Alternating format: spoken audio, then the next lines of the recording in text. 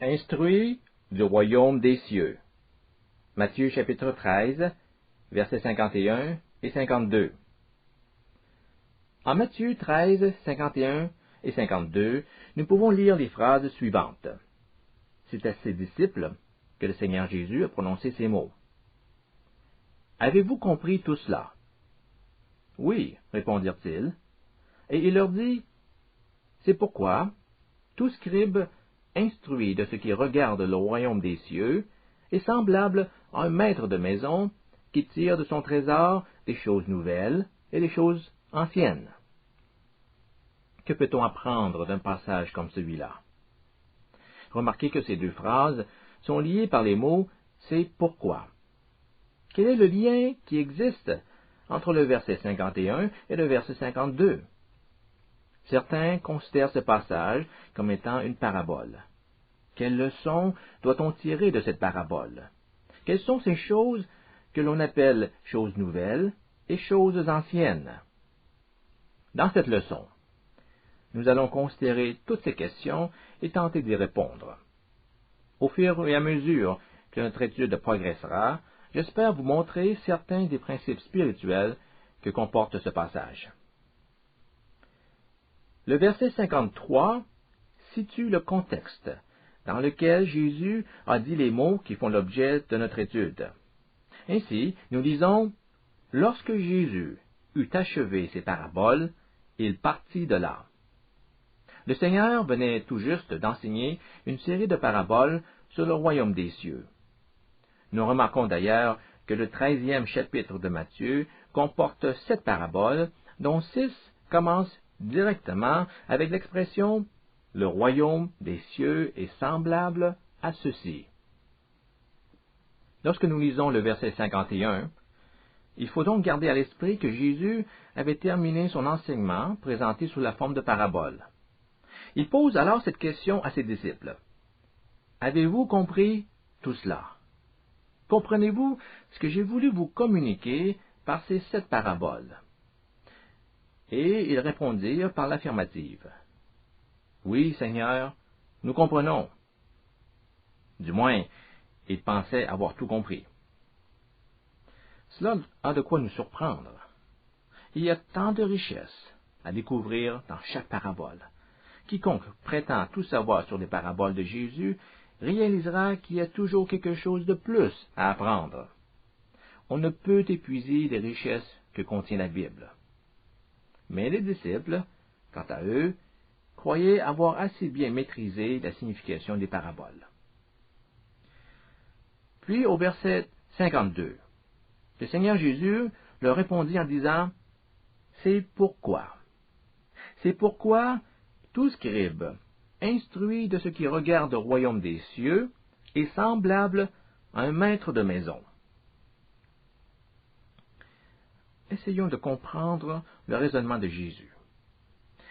Le Seigneur voulait dire à ses disciples, « Si vous avez saisi le sens de mes paroles, si vous avez vraiment compris mon enseignement, alors vous serez comme un scribe qui a été instruit des choses qui regardent le royaume des cieux. » Donc, la comparaison se fait avec un scribe, dont l'instruction est centrée sur la parole de Dieu.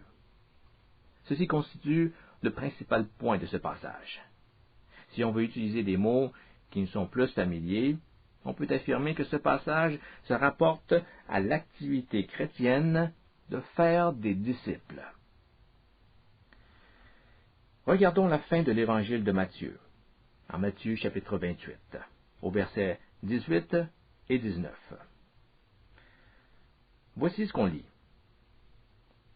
Jésus, s'étant approché, leur parla ainsi. « Tout pouvoir m'a été donné dans le ciel et sur la terre. Allez, faites de toutes les nations des disciples, les baptisant au nom du Père, du Fils et du Saint-Esprit. » Jésus donne ici une mission à ses disciples.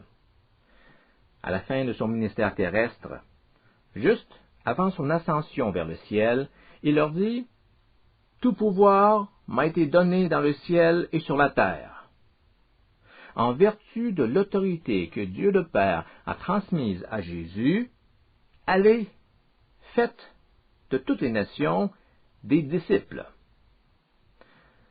Le mot grec, qui a été traduit par les mots « faites des disciples », est exactement le même que le mot « instruit » en Matthieu 13, « instruit de ceux qui regardent le royaume des cieux ». La Bible de Darby le montre explicitement par la traduction suivante. C'est pour cela que tout scribe qui a été fait disciple du royaume des cieux est semblable à un maître de maison.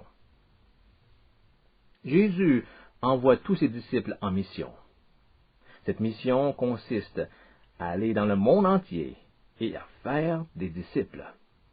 Chaque croyant doit participer à cette mission. Et pour mener à bien cette mission, il est du devoir de tout croyant d'être instruit du royaume de Dieu. Chaque chrétien doit remplir la fonction de scribe. Il doit être imprégné des choses qui touchent le royaume des cieux. Vous savez, dans l'Ancien Testament, il n'y avait que deux catégories de personnes qui pouvaient faire des disciples: les scribes et les prophètes. Le Seigneur Jésus s'attend à ce que tout croyant devienne un jour un scribe chrétien qui pourra faire des disciples de Christ. Le Seigneur ne nous envoie pas pour simplement convertir le monde. Ce n'est pas une question purement numérique où le but serait d'augmenter le nombre de convertis comme on augmente la cote d'écoute d'une émission de télévision. Jésus veut que nous fassions des disciples, c'est-à-dire des personnes transformées par l'amour de Dieu qui vont le suivre loyalement, même dans l'adversité.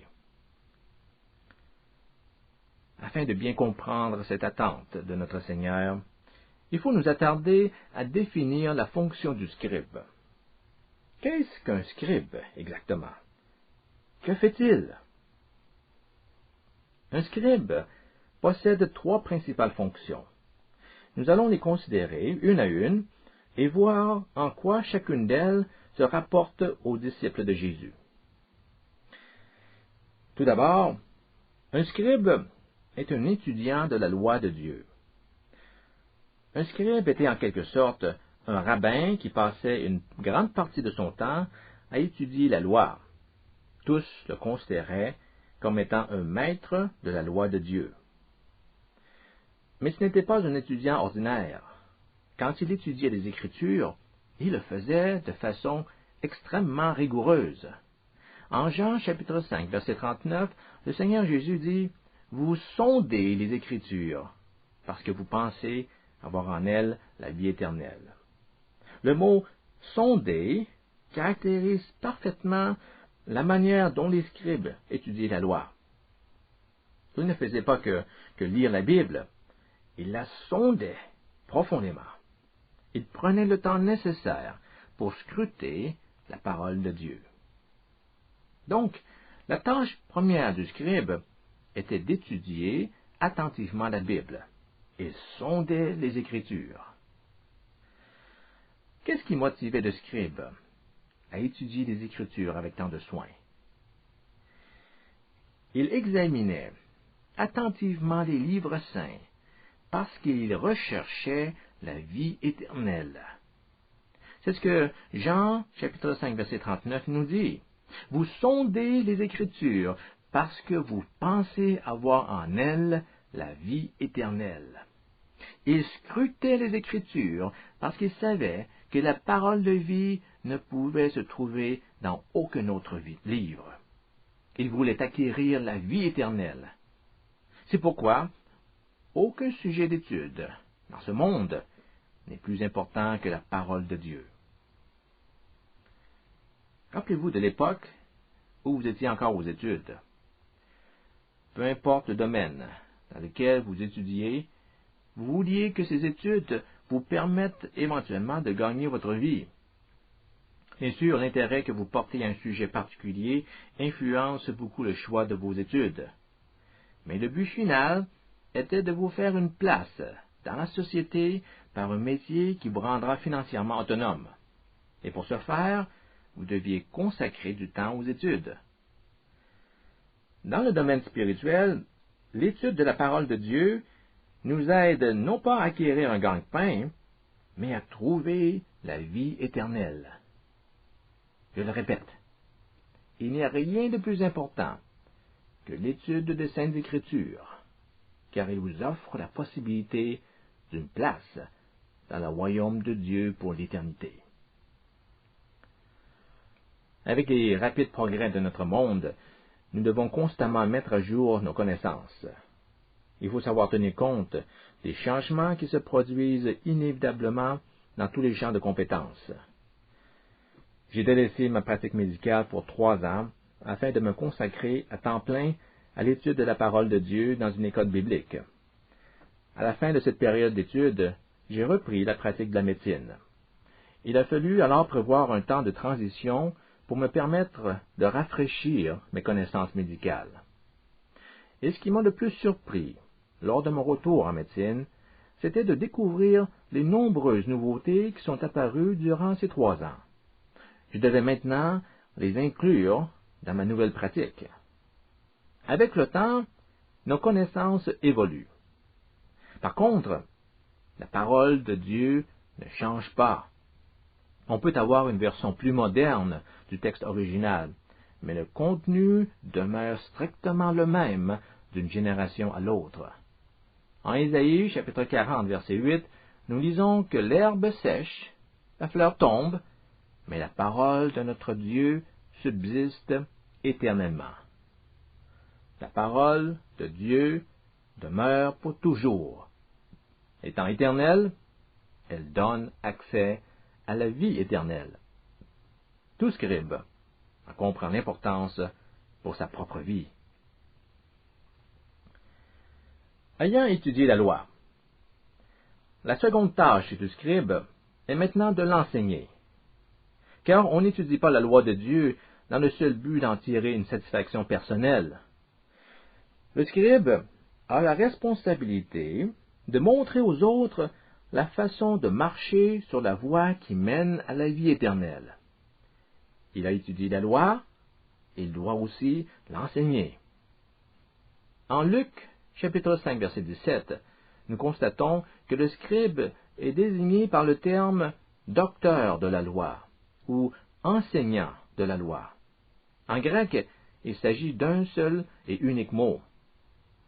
Lorsque nous étudions la parole de Dieu, nous devons toujours garder à l'esprit que d'autres personnes devraient avoir la possibilité de profiter de notre savoir. Nous voulons leur montrer le chemin qui conduit à la vie éternelle. Encore une fois, il faut savoir qu'enseigner la parole de Dieu ne ressemble à aucun autre type d'enseignement. La connaissance de la Bible ne suffit pas.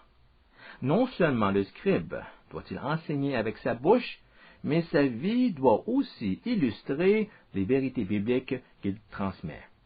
En d'autres mots, il doit prêcher par l'exemple.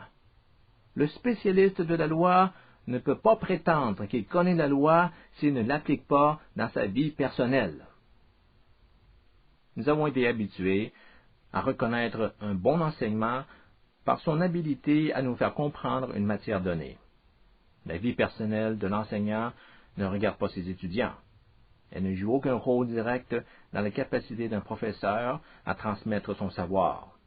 Lorsqu'on enseigne la Bible, la situation se présente de façon fort différente. La vie privée de l'enseignant, et particulièrement l'aspect éthique et moral de sa vie, a une profonde influence sur les étudiants. Un scribe n'enseigne pas qu'avec sa bouche. Sa vie doit parler pour lui. Tout ce qu'il dit doit se retrouver également au niveau de sa vie personnelle. L'apôtre Paul en est un qui le démontrait clairement. Paul était un scribe de haut calibre. Avant sa conversion, il avait déjà ses propres disciples. Il est aussi celui qui a dit en 1 Corinthiens 11, verset 1, « Soyez mes imitateurs, comme je le suis moi-même de Christ. Suivez mon exemple, comme je suis l'exemple de notre Seigneur. Par ces mots, Paul voulait indiquer que son enseignement se reflétait dans sa vie, et vous pouvez l'imiter pour montrer la gloire de Dieu. Il ne suffit pas seulement que d'écouter son enseignement, il faut aussi suivre son exemple. Soyez mes imitateurs, dit-il. Vous imitez sa vie. Regardons maintenant la troisième fonction du scribe. Non seulement le scribe étudiait-il la loi, non seulement l'enseignait-il, mais il devait aussi la faire appliquer dans les diverses situations de la vie. C'est dans sa fonction de juge que le scribe avait la possibilité de faire appliquer la loi. Les juges en Israël étaient généralement choisis parmi les scribes en raison de leur connaissance approfondie de la loi de Dieu. Ils étaient de toute évidence les individus les mieux qualifiés pour agir en tant que juges dans le pays. Le scribe chrétien assume cette même responsabilité au sein de son Église. Ainsi, le serviteur de Dieu, le scribe, instruit des choses du royaume des cieux, joue le rôle de juge dans sa congrégation. Paul en fait mention en 1 Corinthiens, chapitre 5, verset 12 et chapitre 6, verset 5. On se rappellera que Paul a fortement critiqué les chrétiens de l'Église de Corinthe pour avoir tenté de régler un conflit en faisant appel à un tribunal non chrétien. Il leur reprocha de n'avoir pas eu recours aux juges de leur propre communauté spirituelle. Il leur dit, je le dis à votre honte. Ainsi, il ne se trouve parmi vous aucun homme assez sage pour pouvoir juger entre ses frères. Ici, le verbe juger ne signifie pas critiquer, mais plutôt arbitrer. Il devrait y avoir des hommes dont la sagesse les rendait aptes à juger en qualité d'arbitre pour trancher un différend d'une façon chrétienne. Mais l'Église de Corinthe semble être malheureusement dépourvue d'hommes avec une telle qualité spirituelle. N'y a-t-il parmi vous personne qui soit assez qualifié pour agir en tant que juge entre frères et sœurs? N'y a-t-il pas un scribe dans votre Église qui connaisse assez bien la parole de Dieu pour servir d'arbitre dans le conflit? Pourquoi voulez-vous faire traîner une dispute impliquant des chrétiens devant une cour séculière? Le nom de Dieu en a souffert à cause de votre maladresse. Avec de tels propos, il est clair que Paul s'attend à trouver dans chaque communauté chrétienne des scribes qui puissent agir à titre de juge lorsque des mésententes se produisent. Le Seigneur Jésus compare le scribe, instruit du royaume des cieux, à un maître de maison possédant un trésor et dont il tire du neuf et du vieux. Voilà une comparaison plutôt curieuse, n'est-ce pas? D'ailleurs, on peut se demander à quoi correspond ce trésor dont dispose ce maître de maison. L'apôtre Paul nous parle de ce trésor en 2 Corinthiens, chapitre 4, verset 7, où il écrit « Nous portons ce trésor dans des vases de terre, afin que cette grande puissance soit attribuée à Dieu et non pas à nous. » Quelques versets plus tôt, au verset 4 et 5, il désigne ce trésor par un autre mot. Il l'appelle par le mot « évangile », l'évangile de la gloire de Christ. Donc, le trésor que possède le scribe, c'est l'évangile de Christ. Et nous devons nous efforcer à le diffuser partout, à le révéler à tous par l'entremise de la lumière de Christ. C'est pourquoi il est question, au verset 4, de la lumière de l'évangile de la gloire du Christ. Ajoutons que la responsabilité de prêcher Jésus-Christ repose sur nos épaules. Dieu nous a confié ce trésor, c'est-à-dire l'Évangile, et c'est à nous de le montrer au monde.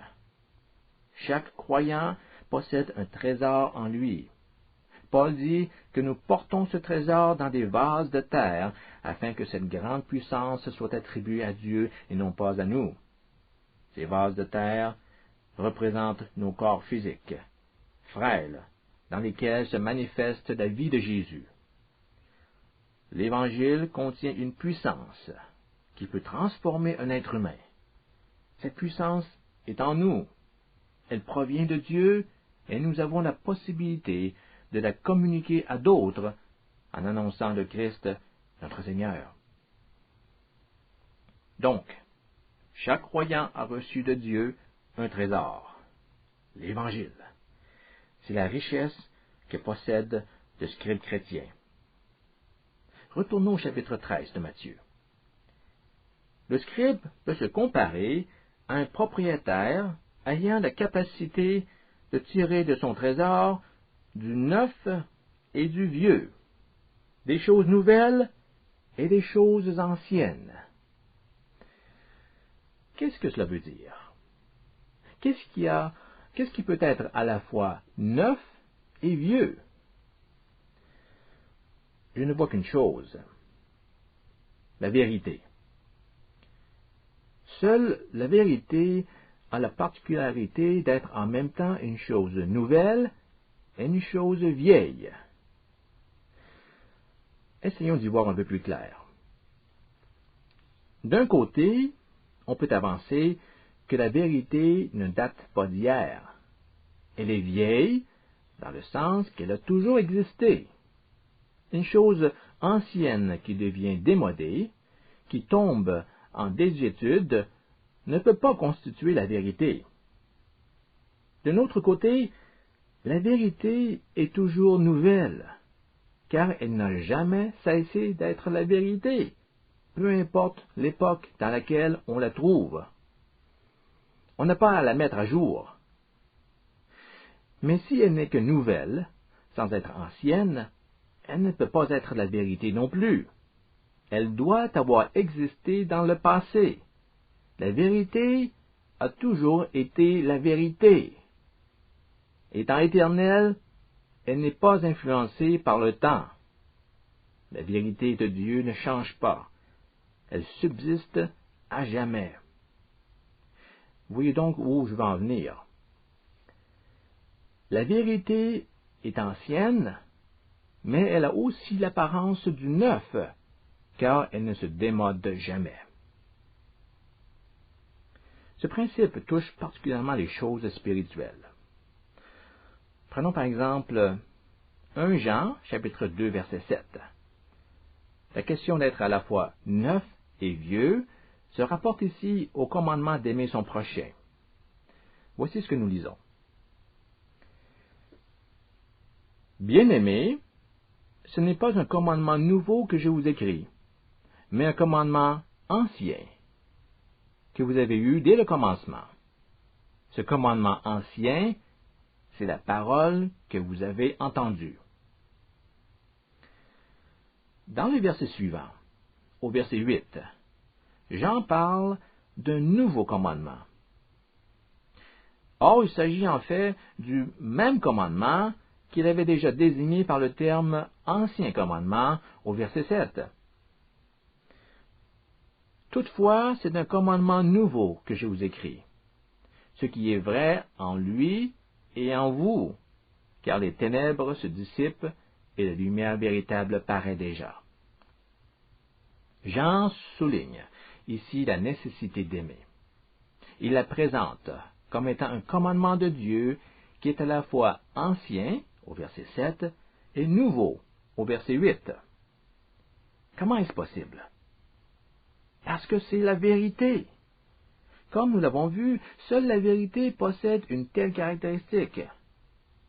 Jean complète sa pensée en affirmant que ce commandement, ancien et nouveau, est vrai en lui et en vous. Il s'agit d'un commandement dont la vérité éternelle se manifeste en Christ et en nous. Nous pouvons maintenant réunir tous les points ensemble. et apprécier ce que Jésus nous enseigne dans ce passage. Notre Seigneur affirme qu'un chrétien soucieux d'accomplir la volonté de Dieu se comportera comme un scribe instruit du royaume des cieux. Jésus a lui-même formé de tels scribes avec ses disciples. C'est à notre tour maintenant.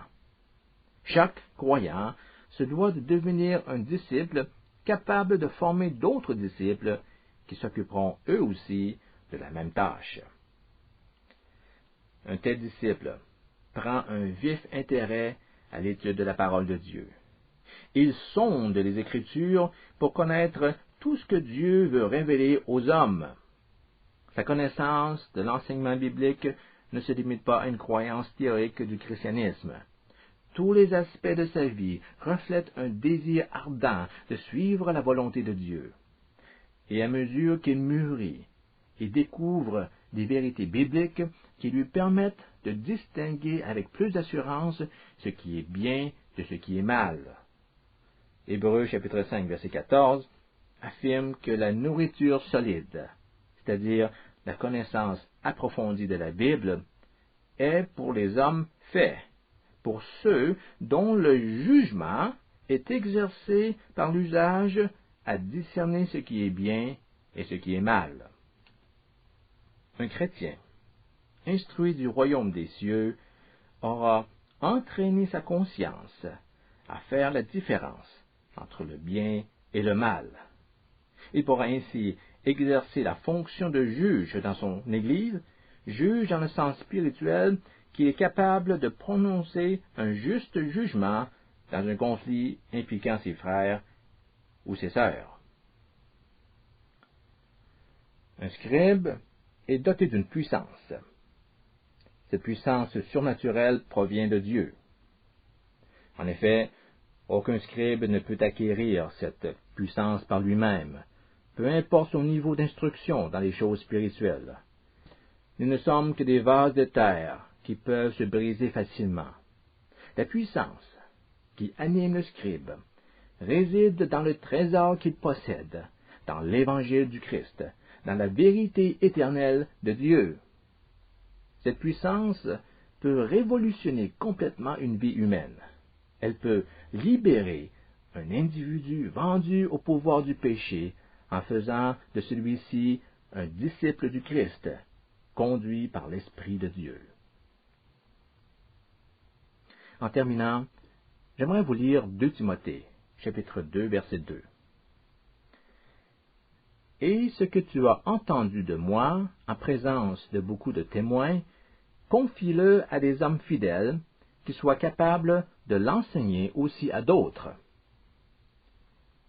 Ces propos proviennent de Paul, qui s'adressait à Timothée, son propre disciple.